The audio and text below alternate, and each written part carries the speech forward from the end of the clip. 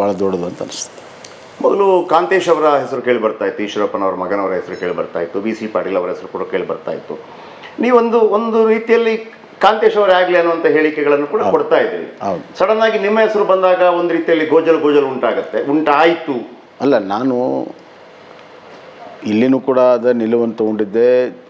Election commission CEC ಮೀಟಿಂಗ್ನಲ್ಲೂ ಕೂಡ ಹೇಳಿದೆ. ಅದಲ್ಲದೆ ಪಾರ್ಲಿಮೆಂಟ್ರಿ ಬೋರ್ಡಲ್ಲಿ ಎಲ್ಲ ವರಿಷ್ಠರಿದ್ದರು, ಇನ್ಕ್ಲೂಡಿಂಗ್ ಪ್ರೈಮ್ ಮಿನಿಸ್ಟ್ರು. ಆವಾಗ ಸಾಮಾಜಿಕ ನ್ಯಾಯ ದೃಷ್ಟಿಯಿಂದ ಈಶ್ವರಪ್ಪ ಅವ್ರ ಮಗನಿಗೆ ಕೊಟ್ಟರು ಕೂಡ ನಾವು ಅಷ್ಟೇ ತೀವ್ರಗತಿಯಲ್ಲಿ ಅದನ್ನು ಗೆಲ್ಲಿಸೋದಕ್ಕೆ ಎಲ್ಲ ಸರ್ವ ಪ್ರಯತ್ನಗಳನ್ನು ಮಾಡ್ತೀವಿ ಅಂತ ಕೂಡ ಹೇಳಿದ್ದೆ. ಆ ಸಂದರ್ಭದಲ್ಲಿ ಚರ್ಚೆಗೆ ಅಲ್ಲಿಗೆ ನಿಲ್ಲಿಸಿ, ಇದು ನಾವು ತೀರ್ಮಾನ ಮಾಡ್ತೀವಿ, ನೀವೇನು ತೀರ್ಮಾನ ಮಾಡೋ ಅವಶ್ಯಕತೆ ಇಲ್ಲ, ಇದ್ರ ಬಗ್ಗೆ ಹೆಚ್ಚಿಗೆ ಮಾತಾಡೋ ಅವಶ್ಯಕತೆ ಇಲ್ಲ ಅನ್ನೋಂಥ ಮಾತನ್ನು ಹೇಳಿದರು. ಅದಾದಮೇಲೆ ಅವರೆಲ್ಲರೂ ಸೇರಿ ಬಹುತೇಕವಾಗಿ ಯಾರು ಗೆಲ್ಲುವು ಸುಲಭ ಆಗುತ್ತೆ ಅನ್ನುವಂಥದ್ದನ್ನು ತೀರ್ಮಾನ ಮಾಡಿದ್ದಾರೆ ಅಂತ ನನ್ನ ಭಾವನೆ. ನನಗೆ ಕಾಂತೇಶ್ ಕೊಟ್ಟರು ಕೂಡ ಅಷ್ಟೇ ಸಂತೋಷವಾಗಿ ನಾನು ಕೆಲಸ ಮಾಡ್ತಾಯಿದ್ದೆ. ಈಶ್ವರಪ್ಪನವರು ಅದರ ನಂತರ ಮಾತಾಡಿಲ್ವಾ? ಯಾಕಂದರೆ ಈಗ ಈಶ್ವರಪ್ಪನವರು ಯಡಿಯೂರಪ್ಪನವರ ಮೇಲೆ ಹಾಕ್ತಿದ್ದಾರೆ, ನೀವು ತಪ್ಪಿಸಿದ್ರಿ. ಅಲ್ಲ, ಅದು ನಾನು ಈಶ್ವರಪ್ಪನ ಹತ್ರ ಮಾತನಾಡಿದ್ದೇನೆ. ಅದು ನಡೆಯುವ ಪ್ರಕ್ರಿಯೆದಲ್ಲೂ ಮಾಡಿದ್ದೀನಿ, ಆಮೇಲೂ ಮಾತಾಡಿದ್ದೀನಿ.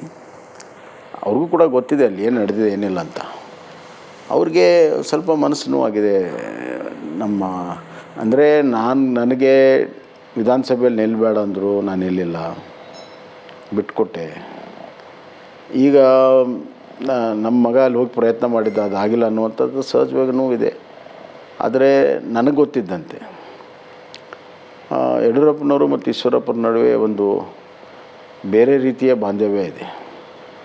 ಅವರು ಭಾಳ ಆತ್ಮೀಯವಾಗಿ ಇದ್ದಾರೆ. ಅಂತರಾರ್ಥದಲ್ಲಿ ಕೆಲವು ವಿಷಯಗಳಲ್ಲಿ ಅವರಲ್ಲಿ ವ್ಯತ್ಯಾಸಗಳಿದ್ದರೂ ಕೂಡ ಅವರೇ ಕೂತ್ಕೊಂಡು ಬಗೆಹರಿಸಿರುವಂಥ ಸಾಕಷ್ಟು ಉದಾಹರಣೆಗಳಿದ್ದಾವೆ. ಹೀಗಾಗಿ ಒಂದು ಸ್ವಲ್ಪ ಆ ನೋವಿನ ಬಿಸಿ ಕಮ್ಮ ಆದಮೇಲೆ ಇಬ್ಬರಲ್ಲಿ ಒಂದು ಹೊಂದಾಣಿಕೆ ಆಗುತ್ತೆ ಅನ್ನುವಂಥ ಮಾತು ನನಗನ್ನಿಸ್ತು. ಅಂದರೆ ನೀವು ಹೇಳ್ತಿರೋದು ಇಲ್ಲಿ ಕಾಂತೇಶ್ ಅವರಿಗೆ ಟಿಕೆಟ್ ತಪ್ಪುವುದಕ್ಕೆ ಯಡಿಯೂರಪ್ಪನವರ ಯಾವುದೇ ಪಾತ್ರ ಇಲ್ವಾ?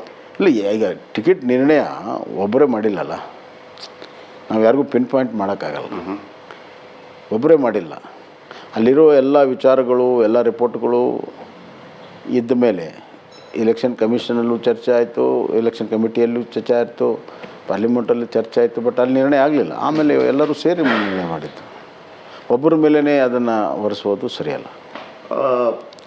ನಿಮ್ಮನ್ನು ಪ್ರತಿ ಸಂದರ್ಭದಲ್ಲೂ ಕೂಡ ಒಳ್ಳೆ ಸಿಚುವೇಶನ್ ಹ್ಯಾಂಡ್ಲರ್ ಅಂತ ಕರೀತಾರೆ. ಯಾವುದೇ ಸಿಚುವೇಶನನ್ನು ಭಾಳ ಅದ್ಭುತವಾಗಿ ಹ್ಯಾಂಡಲ್ ಮಾಡ್ತೀರಿ ಅಂತ.